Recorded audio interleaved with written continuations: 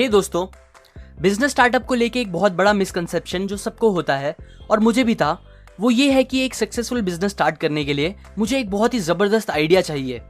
ऐसा आइडिया जिसे मैं खूब मेहनत के साथ एग्जीक्यूट करूं तो वो मुझे बिलियनर या कम से कम मिलियनर तो बना ही दे।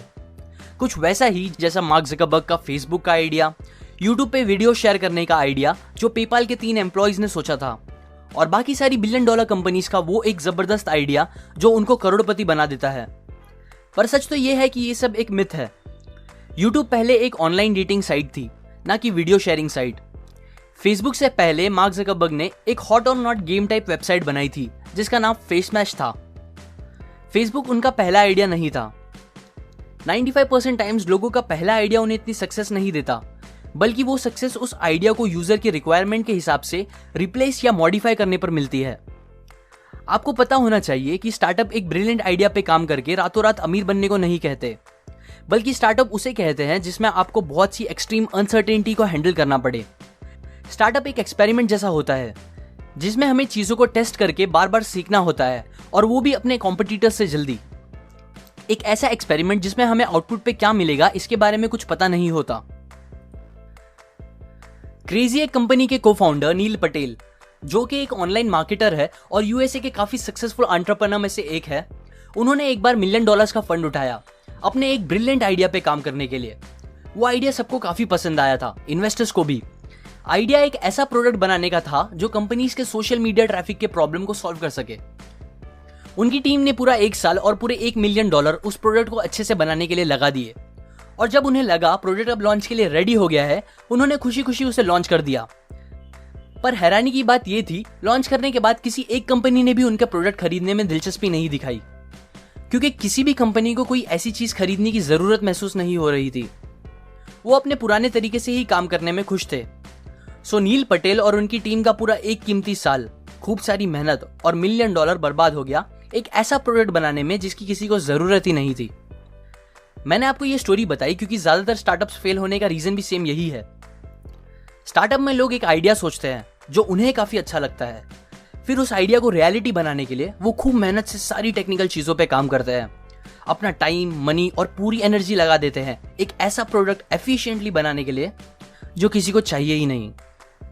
याद रखें, कोई भी प्रोडक्ट बनाने से पहले आपको अपने आप से ये क्वेश्चन नहीं करना चाहिए कि आप ऐसा प्रोडक्ट बना सकते हो कि नहीं, बल्कि मेन क्वेश्चन ये होना चाहिए कि आपको ऐसा प्रोडक्ट बनाना चाहिए कि नहीं। ज्यादातर लोग फेल होते हैं क्योंकि वो कन्वेंशनल मैनेजमेंट पे काम करते हैं, दैट इज मार्केट रिसर्च करना, फिर एक अच्छी स्ट्रेटेजी बनाना और फिर एक ग्रेट प्रोडक्ट डिलीवर करना। ये अप्रोच अच्छा है पर स्टार्टअप्स के लिए नहीं, क्योंकि एक स्टार्टअप का अपने प्रोडक्ट के लिए मार्केट अज्यूम करना पॉसिबल नहीं है बिना उस प्रोडक्ट को लॉन्च किए। स्टार्टअप्स अपने प्रोडक्ट का रिस्पॉन्स मार्केट में अज्यूम नहीं कर सकते जब तक कस्टमर्स एक्चुअल में वो प्रोडक्ट यूज ना करे। ये सारे रीजंस बहुत से स्टार्टअप्स के फेलियर का रीजन बन जाते हैं, पर अच्छी बात यह है कि इस फेलियर को अवॉइड किया जा सकता है। लीन स्टार्टअप मेथोडोलॉजी हमें इस प्रॉब्लम का सलूशन देता है और स्टार्टअप का कीमती टाइम और पैसा वेस्ट होने से बचाता है। ये कॉन्सेप्ट बेस्ड है बिल्ड, मेजर एंड लर्न के प्रिंसिपल पे। इस प्रिंसिपल के हिसाब से आपको सबसे पहले एक मिनिमम वायबल प्रोडक्ट बनाना चाहिए, फिर उस प्रोडक्ट को ट्रायल के तौर पे लॉन्च करके कस्टमर्स के रिस्पॉन्स और रिएक्शंस मेजर करना चाहिए, और एट द एंड लर्न करना चाहिए कि आपके आइडियाज क्या रियल में काम कर रहे हैं जैसा उन्हें करना चाहिए, या फिर आपको कोई चेंजेस करना चाहिए कस्टमर्स के बेटर रिस्पॉन्स के लिए। आपको ये साइकिल को रिपीट करते रहना चाहिए जब तक आपको मार्केट और कस्टमर से अपने प्रोडक्ट के लिए डिजायर्ड रिस्पॉन्स नहीं मिलता। इजी वर्ड्स में कहूँ तो मिनिमम वायबल प्रोडक्ट वो होगा जिसमें आप अपने प्रोडक्ट के 2 या 3 की पॉइंट्स डालोगे जो सबसे ज्यादा अट्रैक्टिव है और आपको लगता है वो कस्टमर्स को पसंद आएंगे। फिर आप कम से कम पैसों में उस प्रोडक्ट को तैयार करो जो बस टेस्ट करने के पर्पस के लिए हो, जिससे आप मेजर कर सको कि आपके ये की पॉइंट्स काम कर रहे हैं कि नहीं और लोग उस पर कितना अच्छा रिस्पॉन्स दे रहे हैं। और ये मेजर भी आपको चीपेस्ट और फास्टेस्ट वे में करना चाहिए। याद रखें, आपका मिनिमम वायबल प्रोडक्ट आपका फाइनल प्रोडक्ट नहीं है, ये बस टेस्ट करने के लिए है आपके आइडिया और प्रोडक्ट को। सो उसे सिंपल और सस्ता बनाएं, बस अपने क्रिटिकल पॉइंट्स को कवर करते हुए जो आपको एक अच्छे फीडबैक के लिए जरूरी हो और आपको प्रोडक्ट और सेल्स के बारे में भी सीखने के लिए मदद करे। अब जब आप रिस्पॉन्स को अच्छे से मेजर कर लोगे तो आपके पास 2 ऑप्शंस होंगे, पहला पिवट करना या परसीवियर। अगर आपकी की अजम्पशंस को पॉजिटिव फीडबैक मिल रहा है तो आपको परसीवियर करना चाहिए, मतलब उस आइडिया पे ही चलना चाहिए और अपने प्रोडक्ट को उस आइडिया के ही साथ और बेटर बनाने पर फोकस करना चाहिए। पर अगर आपको जैसा रिस्पॉन्स चाहिए था वैसा नहीं मिला तो आपको पिवट करना चाहिए, मतलब मे बी आप अपने आइडिया को दूसरी तरीके से एग्जीक्यूट करें या दूसरी ऑडियंस टारगेट करे या कुछ ऐसा चेंजेस करे जो आपको रिजल्ट्स दे। एग्जाम्पल, केविन सिस्ट्रॉम नाम के आदमी ने बर्बन नाम का एक चेक इन ऐप बनाया था जिसमें माफिया वॉर्स गेम के कुछ एलिमेंट्स थे और एक फोटो निकालने का एलिमेंट भी था। वो थोड़े परेशान थे क्योंकि बर्बन को डिजायर्ड रिस्पॉन्स नहीं मिल रहा था। ऐप काफी भरा भरा लगता था और केविन को पता था कि ये एक ह्यूज सक्सेस नहीं बन सकता है। पर मेजर और लर्न करने के बाद उन्हें पता चला कि बर्बन के सारे फीचर्स में से एक फीचर जो यूजर्स सबसे ज्यादा इस्तेमाल कर रहे थे वो फोटो लेने का फीचर था। ये पता चलने के बाद केविन ने अपने को फाउंडर माइक क्रीगर के साथ एक बड़ा रिस्क लेते हुए बर्बन के सारे फीचर्स निकाल दिए एंड बस फोटो लेने के फीचर्स को रखा और उसको बेहतर बनाने पर काम करने लगे। ये पिवट करने के बाद बर्बन एक बहुत ही पॉपुलर ऐप बन गया जिसे आज आप सब इंस्टाग्राम के नाम से जानते हो।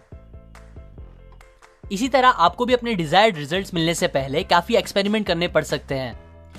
ज्यादातर स्टार्टअप शुरू होते हैं और कुछ टाइम में पूरी तरह से गायब हो जाते हैं, क्योंकि जब उन्हें मेहनत करने के बाद डिजायर्ड रिजल्ट्स नहीं मिलते तो वो या तो हार मान के क्विट कर देते हैं या फिर कुछ नेवर क्विट बोल के सेम चीजें बार बार करते हैं और एक्सपेक्ट करते हैं कि उन्हें अलग रिजल्ट्स मिलेंगे, पर अलग रिजल्ट्स नहीं मिलते और इवेंचुअली पैसे खत्म होने की वजह से वो भी गायब हो जाते हैं।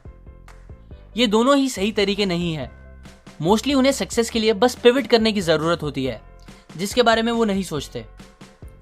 एक चीज जो आपको ध्यान रखनी होगी स्टार्टअप की सक्सेस के लिए वो ये है कि आप कितने पिवट्स हैंडल कर सकते हैं आपके पैसे खत्म होने से पहले।